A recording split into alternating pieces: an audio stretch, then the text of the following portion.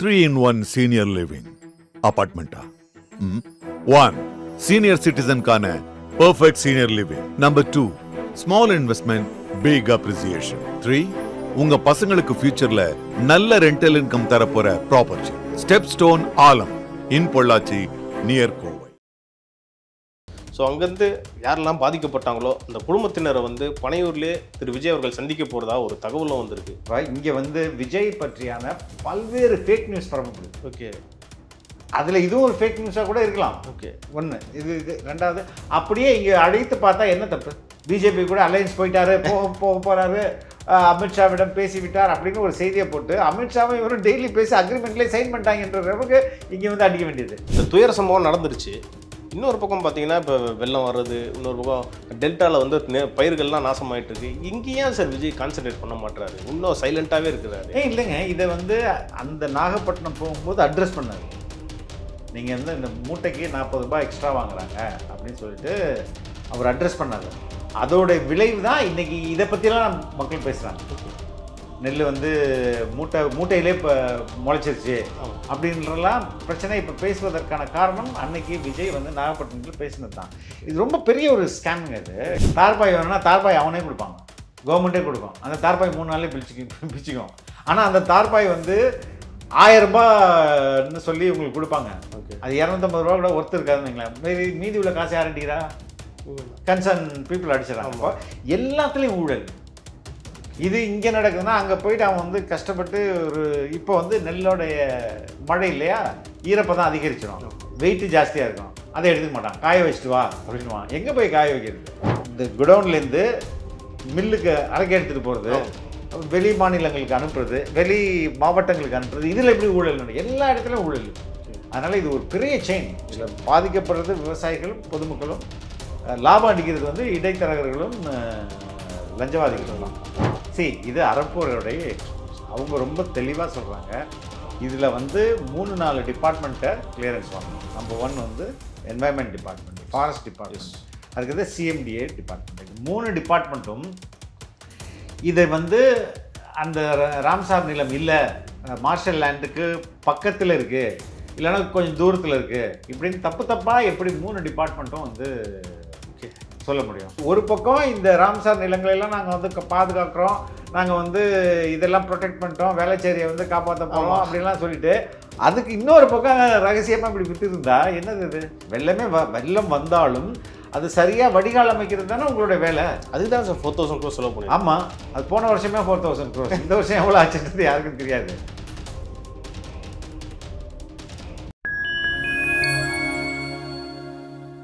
Fine time media நேயர்களுக்கு வணக்கம்.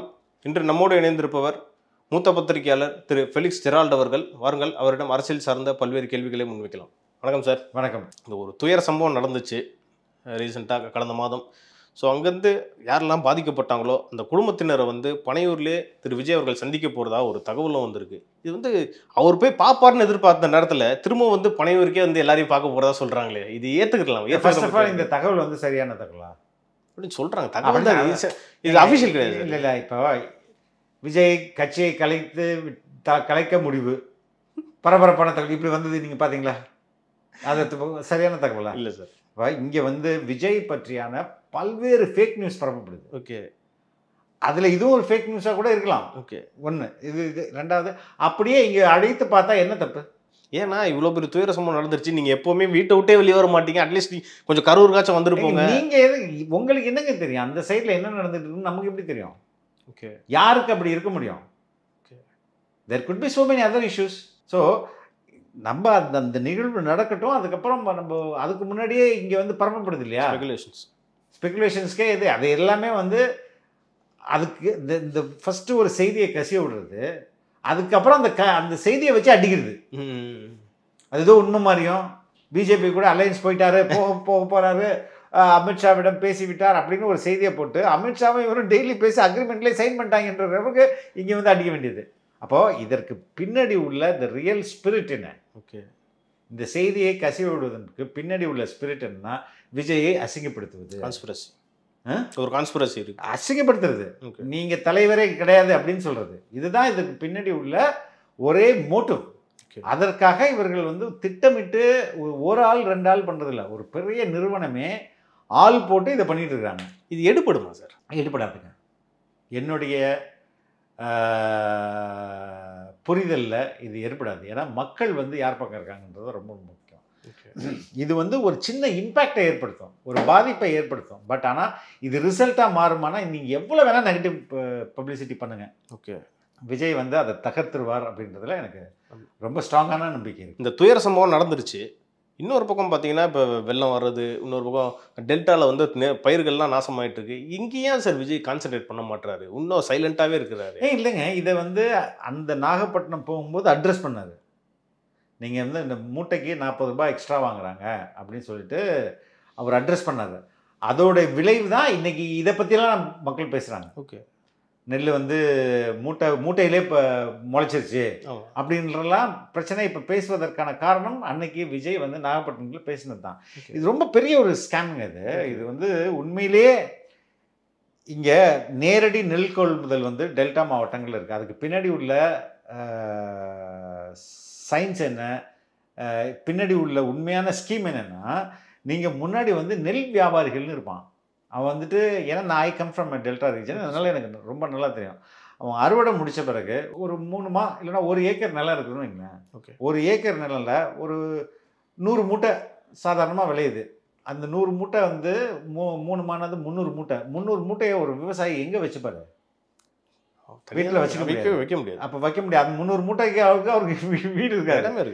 ஒன்று களத்தில் போட்டு வைக்கணும், இல்லைன்னா நேரடி நெல் கொள்முதல் நிலையம். ஆமாம், அந்த காலத்தில் நேரடி நெல் கொள்முதல் நிலையங்கள் இல்லாத நேரத்தில் வியாபாரியே வந்து எடுத்துகிட்டு போயிடுவான். ஓகே, எடுத்துகிட்டு போயிட்டு எப்போ காசு தருவான்? Nobody nose. எப்போ வியாபாரத்தேருந்து நெல் வியாபாரத்தேருந்து எப்படா காசு வரும்னா, இவன் போய் நெல்லையும் கொடுத்துட்டு தொங்கிட்டு இருக்கணும். அப்போ இதை சரி பண்ணுவதற்கு தான் நெல் விவசாயிகளுக்கு நேரடியாக நாங்கள் கொள்முதல் பண்ணிக்கிறோம், அரசு வாங்கிக்கிறோம்னு சொல்லிட்டு ஒரு நியாயமான விலையில் அவங்க வாங்குறாங்கன்னு வைங்களேன். இதில் என்ன பிரச்சனைனா, அரசு முறையாக திட்டமிடுறதில்ல. இவ்வளோ இது ஏன்னா எல்லா இது எல்லாமே இப்போ சென்ட்ரலைஸ்டுங்க. ஒரு வில்லேஜில் ஒரு விஓவாக இருக்கிறாருன்னா அந்த விஓவுக்கு மொத்தம் இந்த வில்லேஜில் எத்தனை ஏக்கர்னு தெரியும். எல்லாமே ஒரே நேரத்தில் தான் இங்கே நெல் வந்து விதைப்பாங்க, அறுப்பாங்க. அது இப்போ இன்னும் வந்து ரொம்ப ப்ரெசைஸாக ஆயிடுச்சு. எப்படின்னா, ஏன்னா இப்போ வந்து அறுவடைன்றது கையால் பண்ணுறது ஆட்கள் இல்லை, மெஷின் தான் போகுது. இப்போ மெஷின் போகும்போது என்னுடைய என்ட்ரி பாயிண்ட் அவனுக்கு ரொம்ப முக்கியம். என்ட்ரி பாயிண்ட்டே விளைஞ்சிருக்கணும், அறுப்புக்கு ரெடியாக இருக்கணும். அப்போ இந்த வயலை அடுத்தா அதுக்கு அடுத்த வயலை அறுப்புக்கு ரெடியாக இருக்கணும். அப்போ ஒரே நேரத்தில் எல்லாத்தையும் ஒரு கிராமத்தில் வந்து ஒரு 50 ஏக்கர் இருக்குதுன்னா விதின் ஒரு 10 நாள் 15 நாளில் வந்து 50 ஏக்கரை அறுத்துறாங்க. ஓகே, அப்போ அந்த 50 ஏக்கர் அறுத்த பிறகு எல்லாத்தையும் அவன் வீட்டுக்கு எடுத்து போக முடியாதனால என்ன பண்ணுறான், அதுக்கு ஒரு செலவு பண்ணி நேராக சென்டருக்கு எடுத்து போகிறாங்க. சென்டர் வந்து ப்ராப்பராக அமைக்கிறது இல்லை. அங்கே போனால் இந்த பிரச்சனை இருக்குது. எந்த பிரச்சனை இருக்குது? காசு கொடுக்குறது, ப்ளஸ் வந்து அவனுக்கு சரியாக ஸ்டாக் இருக்காது, அது கொட்டி வச்சு மூடி வைக்கணும், மூடி வைக்கிறதுக்கு தார்பாய்க்கு வாடகை கொடுக்கணும். இது மாதிரி சிக்கல்கள்லாம் இருக்குது. இதெல்லாம் யார் சரி பண்ணணும்? கவர்மெண்ட் தானே சரி பண்ணணும். அப்போ அதை சரி பண்ணாமல் எவ்வளோ கஷ்டப்பட்டு விவசாயிக்கு கடைசியாக ஒரு கையில் காசே நிற்காது. ஏன்னா நான் ஒரு 3 மாதம் உழைச்சிட்டு 3ஆவது மாதத்துக்கு அப்புறம் அவனுக்கு காசு வரும். அதை வச்சுட்டு 3 மாதம் மறுபடியும் ஒரு at the end of the day he may get ஒரு 5000 ரூபாய் கையில் நின்னாலே பெரிய விஷயம். அது 2 வேலை 2 போகம் போட்டு சார் அப்படி இருக்கும்போது எவ்வளோ ரிசோர்ஸஸ் வேஸ்ட் ஆகுது. ஆமாம், அதை ஏன் பார்க்க மாட்டேங்கிறாங்க? சார் என்ன இதில் கேள்வி என்னன்னா, இந்த கவர்மெண்ட்டும் இல்லை, எல்லா கவர்மெண்ட்லையும் இது நடக்குது. ஏன் வந்து இன்னும் சரி பண்ணாமலே இருக்காங்களே? எப்போ பார்த்தாலும் மழை வருது. ப்ராப்பரான பிளானிங் இல்லைங்க. விவசாயத்தை பொறுத்தவரையும் அரசு சொல்கிறத செய்யவே விடுது. இது அவ்வளோ ஒன்றும் செலவாகிற மாதிரி. அரசு சொல்கிறத நீங்கள் செய்யாதீங்க, அப்போ தான் விவசாயம் வந்து, ஏன்னா டிமாண்ட் அண்ட் சப்ளை தானே. ஆமாம், பேசிக் எக்கானமி என்னது? Demand and supply. நீங்கள் வந்துட்டு இமேஜின் பண்ணுங்கள், தமிழ்நாடு டெல்டா ரீஜன் ஃபுல்லாக இப்போ குறுவை வந்து சாகுபடி அறுவடை நடக்குதுன்னா, டெல்டா மாவட்டத்தில் குறுவை எங்கெல்லாம் போட்டிருக்கோன்னா எல்லாம் சாகுபடி. ஆமாம், எல்லா நெல்லும் மொத்தமாக வந்துடும். அப்போ இங்கே சப்ளை ஜாஸ்தியாக இருக்குது, டிமாண்ட் கம்மியாக இருக்கும். ஆமாம், புரியுதுங்களா? அப்போ இந்த விவசாயிகள்கிட்டே அவங்க வந்து வேறு ஆப்ஷன்ஸை நீங்கள் கொடுக்கணும். இல்லைங்க, இந்த நேரத்தில் இத்தனை கிராமங்கள் நீங்கள் வந்து இது பண்ணுங்கள், மற்றவங்க நீங்கள் பருத்தி பண்ணுங்கள், வேறு ஏதாவது அப்படின்றத இவங்க தானே எஜுகேட் பண்ணணும். ஆமாம், அக்ரி டிபார்ட்மெண்ட் ஒன்று எல்லா ஊர்லேயும் இருக்குது. அக்ரிகல்ச்சர் ஆஃபீஸர் இருப்பார், அவர் சயின்ஸுக்கு எதிராகவே செயல்பட்டு இருப்பார். இப்போ மினிஸ்டர்ஸ்லாம் என்ன எக்ஸ்பிளைன் அவங்க கொடுக்குறாங்களா இல்லையாதா? எங்க வந்து இப்போது ஆந்திராவை எடுத்துட்டோமே, ஆந்திராவில் வந்து இப்போ உங்களுக்கு என்னென்ன உபகரணம் வேணும்? ஆமாம், தார்பாய் வேணும், அதுக்கு அடுத்தது ஏதாவது ஸ்ப்ரேயர் வேணும், வாட் எவர் இட் இஸ். அதற்கு என்னென்ன தேவையோ நீங்கள் எழுதி கொடுத்தா அது மானியமாக உங்களுக்கு காசை கொடுத்துறாங்க. நீங்கள் போய் உங்களுக்கு என்ன விருப்பமோ அதை வாங்கிங்க. ஆனால் இங்கே தார்பாய் வேணும்னா தார்பாய் அவனே கொடுப்பாங்க, கவர்மெண்ட்டே கொடுக்கும். அந்த தார்பாய் 3 நாள்லேயே பிரிச்சுக்கும். ஆனால் அந்த தார்பாய் வந்து 1000 ரூபான்னு சொல்லி உங்களுக்கு கொடுப்பாங்க. ஓகே, அது 250 ரூபா கூட ஒருத்தர் இருக்காதுன்னு வைங்களேன். மீதி உள்ள காசு யார் அடிக்கிறா? கன்சர்ன் பீப்புள் அடிச்சிடறாங்க. அப்போ எல்லாத்துலேயும் ஊழல். இது இங்கே நடக்குதுன்னா அங்கே போயிட்டு அவன் வந்து கஷ்டப்பட்டு இப்போ வந்து நெல்லோடைய மழை இல்லையா, ஈரப்பதம் அதிகரிச்சிடும், வெயிட்டு ஜாஸ்தியாக இருக்கும், அதை எடுத்துக்க மாட்டான். காய வச்சுட்டு வா அப்படின்வான். எங்கே போய் காய வைக்கிறது? ரைட்டுங்களா? இது ஒன்றா. அதுக்கடுத்தது நீங்கள் வந்து எடுத்துகிட்டு போய் கொடுத்தீங்கன்னா அந்த நெல்லில் வந்து பதர்களும் இருக்கும், கற்காயும் சொல்லுவாங்க, கற்காயும் இருக்கும், நெல்லும் இருக்கும். இப்போ ஓரளவுக்கு மனசாட்சியாக இப்போ வந்து அந்த அறுப்பு மிஷின்லேயே கற்காயை தள்ளிடுது. ஓகே, கற்காயை தள்ளிட்டு ஓரளவுக்கு நல்ல நெல்லை தான் வந்து அந்த அந்த ஹார்வெஸ்டிங் மிஷினே உங்களுக்கு கொடுக்குது. அதை எடுத்துகிட்டு போயிட்டா அங்கே வந்து ஒரு ஃபேன் இருக்கும். அந்த ஃபேனில் வந்து கொட்டுவாங்க. ஓகே, ஃபேன் கொஞ்சம் ஸ்பீடாக வச்சா நல்ல நெல்லும் பறந்துடும். அப்போ அதை அந்த ஃபேனை கண்ட்ரோல் பண்ணுறது அவன் ஒரு லஞ்சம் கொடுக்கணும். இதுக்குமா? ஆமாம். அதுக்கப்புறம் இங்கேருந்து தூக்கி வைக்கிறான்ல, அந்த வெயிட் போட்டு வைக்கிறான்ல, அவனுக்கு காசு கொடுக்கணும். இப்போ ஒவ்வொரு இடத்துலையும் லஞ்சம் கொடுத்தா அது அது அது என்னன்னா கிராமத்தில் அது வந்து கடமைன்னு நினைக்கிறாங்க. ஓ, பாவங்க, அவர் தூக்கி வைக்கிறாருல, அதுக்கு கொடுக்கணும்ல. அந்த காத்தாடி போடுறவர் கொஞ்சம் ஸ்பீடாக விட்டாருன்னா என்ன ஆகும்? அப்படி அவங்களை எஜுகேட் பண்ணியிருக்காங்க சார். அப்போ அப்படி நம்புறாங்க. நம்ம கொடுத்தாகணும், அப்போ தான் வேலை நடக்கும். 10 நாள் கழிச்சு நான் போடு வந்து நீ ரொம்ப பேசுறியா, நான் வந்து நெல் எடுக்க மாட்டேன் அப்படின்னா என்ன ஆகும்? 10 நாள் அவர் வந்து அது பேர் என்ன, நம்ம தார்பாலின் வாங்கி அதை மூடி அந்த தார்பாய்க்கு வாடகை கொடுத்து. ஸோ இது சாதாரணமாக நம்ம அது விஜய் அன்னைக்கு பேசினதோட இம்பேக்ட். ஆனால் இன்னும் இவ்வளோ சிக்கல் இருக்குது அதுக்குள்ள. இதெல்லாம் கடந்து தான் விவசாயி வரான். விவசாயத்தை காப்போம் அப்படின்னு இவங்க போஸ்ட் அடிச்சுக்கிட்டு பச்சை துண்டு போட்டு போயிட்டுருவாங்க. அது ரொம்ப பெரிய பிரச்சனைங்க. இது வந்து விவசாயிகள் மத்தியில். அரசு பணம் இன்னும் ஹெவியாக அங்கே செலவாகும். அது இப்போ அறப்போகிற நாங்களுக்கு கூட அது கிறிஸ்டி டிரான்ஸ்போர்ட் எப்படியெல்லாம் வந்து அந்த இந்த குடவுன்லேருந்து மில்லுக்கு அரைக்க எடுத்துகிட்டு போகிறது, வெளி மாநிலங்களுக்கு அனுப்புறது, வெளி மாவட்டங்களுக்கு அனுப்புறது, இதில் எப்படி ஊழல் நடக்கும்? எல்லா இடத்துலையும் ஊழல். அதனால் இது ஒரு பெரிய செயின். இதில் பாதிக்கப்படுறது விவசாயிகளும் பொதுமக்களும், லாபம் அடிக்கிறது வந்து இடைத்தரகர்களும் லஞ்சவாதிகளும் தான்.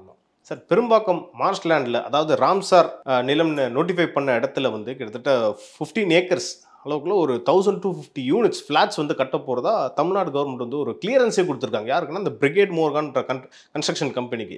இது வந்து ராம்சார் நிலம் இருக்கு, அது ஏற்கனவே நோட்டிஃபை பண்ணாலும் இதில் எப்படி சார் இவ்வளோ கிளியரன்ஸ் கொடுக்க முடியும்? இதில் ஏதாவது ஊழல் நடந்திருக்கா? ஊழல் நடக்காமல் இது எப்படி வந்து கிளியரன்ஸ் கொடுத்துருக்க முடியும்? அறப்போர் வந்து இது அறப்போருடைய எக்ஸ்போஸ். அவங்க ரொம்ப தெளிவாக சொல்கிறாங்க, இதில் வந்து 3-4 டிபார்ட்மெண்ட்டை கிளியரன்ஸ் வாங்கணும். நம்பர் 1 வந்து என்வாயன்மெண்ட் டிபார்ட்மெண்ட், ஃபாரஸ்ட் டிபார்ட்மெண்ட், அதுக்கு சிஎம்டிஏ டிபார்ட்மெண்ட். இது 3 டிபார்ட்மெண்ட்டும் இதை வந்து அந்த ராம்சார் நிலம் இல்லை, மார்ஷல் லேண்டுக்கு பக்கத்தில் இருக்குது, இல்லைன்னா கொஞ்சம் தூரத்தில் இருக்குது, இப்படின்னு தப்பாக எப்படி 3 டிபார்ட்மெண்ட்டும் வந்து சொல்ல முடியும்? அப்போ அது இது ஃபர்ஸ்ட் ஆஃப் ஆல் இந்த இந்த இந்த சர்வே நம்பர், அதாவது அந்த சர்வே நம்பர் என்னென்னா 453, 495, 496, 497, 498. இந்த இந்த 1, 2, 3, 4, 5 சர்வே நம்பரும் 14.7 ஏக்கர்ஸ். 15 ஏக்கர்னு வச்சுக்கோமே. இந்த 15 இந்த சர்வே நம்பர் போட்டாலே உங்களுடைய கம்ப்யூட்டரில் வந்து 0 வேல்யூ கார்டு வாங்கவோ விற்கவோ முடியாது அப்படின்றது தான் அங்கே இருக்கணும். ரெஜிஸ்ட்ரேஷன் டிபார்ட்மெண்ட் நல்லாவே தெரியும். அப்படி இருந்துமே அங்கேயே ஊழல் ஆரம்பிச்சிருதா? ஒருவேளை கிளாசிஃபிகேஷன் எப்போ பண்ணாங்க அப்படின்றது நமக்கு தெரியல. Okay fine. அப்படி இருந்தால் கூட அதற்கப்புறம் தமிழ்நாடு கவர்மெண்ட்டுடைய வெப்சைட்லேயே இது வந்து மார்ஷல் லேண்டுன்னு குறிக்கப்பட்டிருக்குது. அதை கூடவா தெரியாமல் வந்து இவங்க பண்ணியிருந்திருப்பாங்க? அப்போ அறப்போர் வைக்கிற வாதம் என்னென்னா, இதில் எல்லாருக்குமே பங்கு இருக்குது. ரெண்டாவது, இந்த கம்பெனியை வந்து குளோபல் இன்வெஸ்டர் மீட்டிங்கில் இவங்க வந்து இப்படி இன்வெஸ்ட் பண்ணுறதுக்கு ரெடியாக இருக்காங்க, இந்தந்த இடங்கள்ல இவங்க கட்ட போகிறாங்கன்றத பெருமையாக வேறு சொல்லியிருக்காங்க. 2024 லாஸ்ட் இயர் நடந்தது. ஆமாம். அப்போது இது யார், ஒரு பக்கம் இந்த ராம்சார் நிலங்களெல்லாம் நாங்கள் வந்து பாதுகாக்கிறோம், நாங்கள் வந்து இதெல்லாம் ப்ரொடெக்ட் பண்ணிட்டோம், வேலைச்சேரியை வந்து காப்பாற்ற போகிறோம் அப்படின்லாம் சொல்லிட்டு, அதுக்கு இன்னொரு பக்கம் ரகசியமாக இப்படி விற்றுருந்தா என்னது இது? சார், முதல்வர் தானே சார் சொல்கிறார் ராம்சார் நிலங்களை பாதுகாப்போம்னு அவரும் சொல்கிறாரு. இன்னொரு பக்கம் இந்த மாதிரி நடக்குது, அவர் தெரிஞ்சு நடக்குதா தெரியாமல் நடக்குதா சார்? அறப்போர் என்ன சொல்கிறாங்க, இதுவரையும் தெரில, இப்போ தெரிஞ்சிருச்சுல, ஸ்டாப் பண்ணுங்க அப்படின்ற கரெக்டான வேலிடான இருக்கு. அவங்க வந்து லஞ்ச ஒழிப்புத்துறையில் புகாரே கொடுக்குறாங்க. 2000 கோடி இதில் வந்து ஊழல் நடந்துருக்குங்க அப்படின்னு சொல்லிட்டு அவங்க புகார் கொடுக்குறாங்க. அப்போது இது ஒரு பக்கம் அப்படியே வெள்ளத்தில் இருந்து தமிழ்நாட்டை காப்பாற்றணும், சென்னையை காப்பாற்றணும் துரிதமாக ஒரு பக்கம், இந்த பக்கம் இப்படி வெள்ளத்துக்கு இதெல்லாம் அடிப்படை காரணிகளோ அதெல்லாம் ஒரு பக்கம் கண்ணை மூடி நடத்தியிருந்தா இது யாரை ஏமாத்துறது? இப்போ ஏற்கனவே ஒரு பக்கம் மழை வந்துகிட்டு இருக்கு, வீட்டுக்குள்ளலாம் தண்ணி வேற பூந்துட்டு இருக்கு. இவங்க என்ன சொல்றாங்கன்னா ஆக்கிரமிப்பு நடக்கிறதுனால தான் வெள்ளமே ஆரம்பிக்குது தமிழ்நாட்டில் இவங்களே சொல்றாங்க. இப்போ அதுக்கு இவங்களை துணை போற மாதிரி இல்லை சார் இருக்கு மொத்தம். ஆக்கிரமிப்பு வந்து யாரை சொல்லுவார்கள்? ஏழைப்பாளையில் தான் சொல்லுவாங்க. ஆமாம், பெரிய பெரிய மால்களும் கல்லூரிகளும் இங்கே வந்து ஆக்கிரமிப்பு நிலத்தில் கட்டப்பட்டிருக்கா இல்லையா? ஆமாம். அவனுடைய ஆக்கிரமிப்பு அதிகமாக இல்லை இண்டிவிஜுவலுடைய வாழை இடாத உள்ள அவங்களுடைய ஆக்கிரமிப்பு அதிகமாக? இன்ஸ்டியூஷன்ஸ் தான் சார், இன்ஸ்டியூஷன்ஸ் தான் அதிகமாக இருக்கும். அவங்களையே இவங்க இந்த அரசு அமைதியாக இருக்குது. எந்த அரசும் அமைதியாக இருக்குது. ரெண்டாவது இப்போ ஸ்டார்டிங் தான் வெள்ளம், இன்னும் வந்து இன்னும் ஃபுல் மான்சூன் வரல. மான்சூன் இப்போ தான் ஆரம்பிச்சிருக்குது. இதுக்கே இந்த கதி ஃபுல் மான்சூன் வந்துச்சுன்னா என்னத்துக்கு ஆகுது?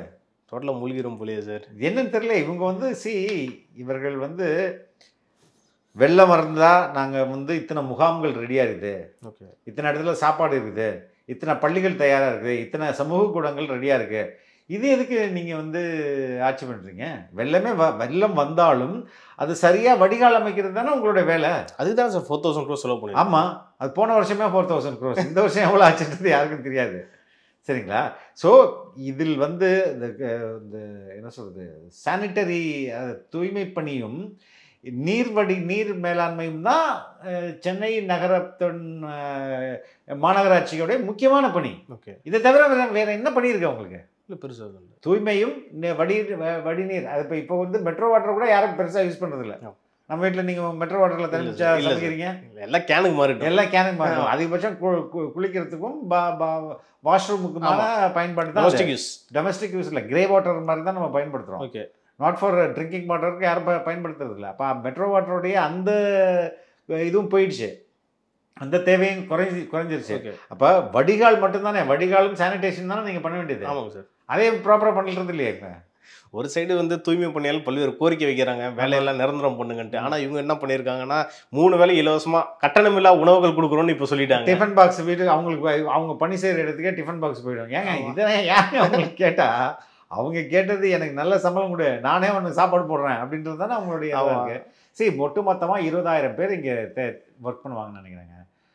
மாதம் வந்து ஐ திங்க் ஒரு 2 கோடி to 20 கோடி வந்து சம்திங், ஒரு வருஷத்துக்கு 20 கோடி தான் உங்களுக்கு செலவாகும் தூய்மை பணியாளர்களுக்கு. நீங்கள் மாநகராட்சியே சம்பளம் கொடுத்தா, இதை கொடுக்குறத விட்டு 3 கோடிக்கு நீங்கள் வந்து சாப்பாடு கான்ட்ராக்ட் போடுறீங்க.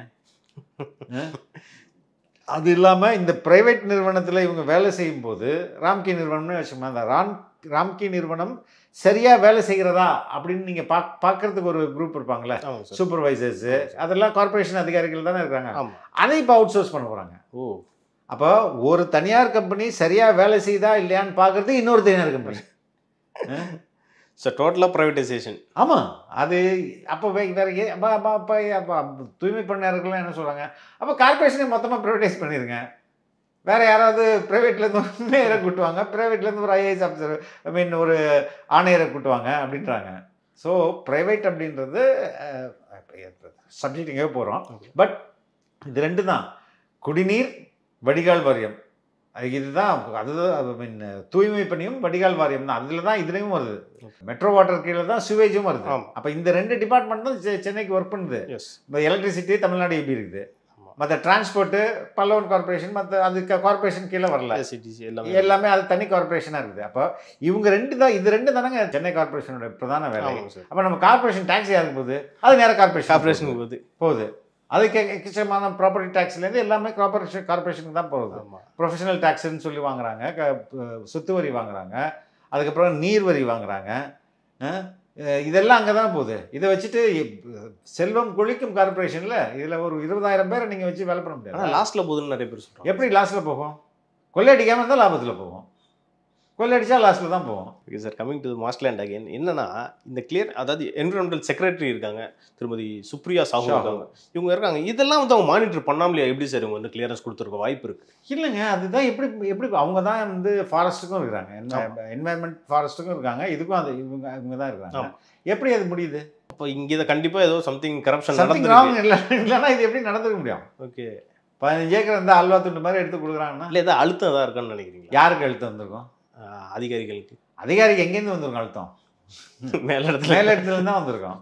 ஸோ திஸ் இஸ் இவங்க வந்து அவங்க சொல்கிறதுக்கும் அவங்க செயல்பாடுக்கும் சம்மந்தமே இல்லைன்றது தான் இது காட்டு. அடுத்த கேள்வி என்னன்னா, இப்போ நெல்லுலாம் வந்து இவ்வளோ வேஸ்ட் ஆகுது, இன்னொரு பக்கம் வந்து தமிழ்நாடு கவர்மெண்ட் அரிசியை கூட ஆந்திராலேருந்து வாங்குறதா வருது. சார் எதுக்கு சார் அப்போ இங்கே இருக்கோம், நம்ம இவ்வளோ நெல் வேஸ்ட்டாக போதே சார்? அதாங்க இங்கே வந்து என்ன பிரச்சனைன்னா, என் நாடு என் மக்கள் என் மண் அப்படின்ற ஒரு அக்கறை இல்லை. இது எல்லாருமே இது காசடிக்கலாம், இதில் காசடிக்கலாம், இதில் காசடிக்கலாம். முதல்வர் தானே சார் தமிழ்நாட்டை தலைகுனிய விட மாட்டேன்னு சொல்கிறார். அவர் எங்கே யாருக்கிட்ட தலைக்குடிய விட மாட்டார். இங்கே ஆந்திராவிலிருந்து ஒரு மணல்கள் ஆற்று மணல் எங்கேயாவது எடுக்கப்படுதா? கேரளாலேருந்து எடுக்கப்படுதா? அவன் அவன் மலையெல்லாம் க்ளீனாக இருக்குல்ல, நம்மளை உடைச்சி தானே அவன் கன்ஸ்ட்ரக்ஷனுக்கு கூப்பிட்டு போகிறான், எடுத்துகிட்டு போகிறான். துரைமுருகன் வந்து தவிர்க்க முடியாதுன்றார்ல. ஏன் அந்த ஸ்டேட் பண்ணல? ஏன்னா அந்த ஸ்டேட்டுக்கு அந்த ஸ்டேட் மேலே ஒரு அக்கறை இருக்குது. இவர்கள் எல்லாத்தையும் வெட்டி விற்றா கூட இவர்களுடைய குழந்தைகளும் பேரனும் இங்கே தானே இருக்க போகிறாங்க. அப்போ அவங்களுக்கு எதிர்காலத்துக்கான நிலவளம் தானே அது. அதை கண்டுக்கிறதே இல்லையே. அப்போ அரசுக்கு அக்கறையே இல்லை. இவர்களுக்கு பணம் அடிக்கணும், பணத்தை அடித்து எலெக்ஷனில் செலவு பண்ணி ஜெயிக்கணும், மறுபடியும் பணம் அடிக்கணும். இது என்னது ஒரு முட்டாள்தனமான வட்டம். அது எந்த கட்சியாக இருந்தாலும், அதிமுகவும் சரி திமுகவும் சரி. அதிமுக கட்சியில் அதிமுக சமயத்தில் மண் இல்லையா என்ன பண்ணியிருக்காங்க. அது அதிமுக காலத்தில் இதே கொள்முதல் மையங்கள் இருந்தனா இதே லஞ்சமும் இருந்தது. யாருக்குமே அவங்க செல்ஃப் சென்டர்ட் தான். தான் பணக்காரன் ஆகணும். எவ்வளோ பணத்தை வச்சுட்டு என்ன பண்ண போகிறாங்க? அதான் கேள்வி. எடப்பாடி சொல்கிறாரு, நான் என்ன தான் சம்பாதிச்சேன், 2 இட்லிங்க தான். 2 இட்லிக்கு இவ்வளோ காசு இருக்கு. இது வந்து ஒரு முக்கியமான மண் நோய்ங்க. அது நடப்பு அரசியல் குறித்து நம்ம நிறைய இன்னைக்கு டிஸ்கஸ் பண்ணோம். இது குறித்து அடுத்தடுத்து வரக்கூடிய நிகழ்ச்சிகளில் இன்னும் நம்ம டீட்டெயிலாக பேசலாம் சார். நன்றி சார். தேங்க்யூ.